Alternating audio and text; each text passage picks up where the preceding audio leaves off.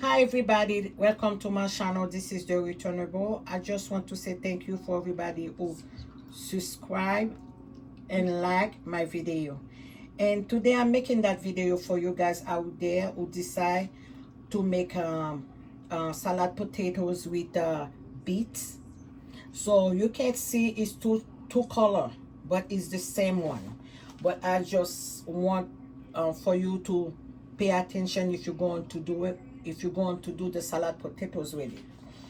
it so the first one you see I'm touching right now. So this one, when I boil it, I don't take off the skin. I leave it normal and I boil it. You can see how juicy it is. So that's the one you want if you decide to do the salad potatoes with it. And that one right there, I cut it.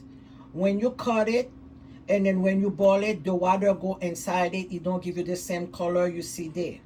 So if you going to make the salad potatoes, so do your best to have your beets that color, not this one, because it's going to make a different color with it. Thank you so much. Bye bye.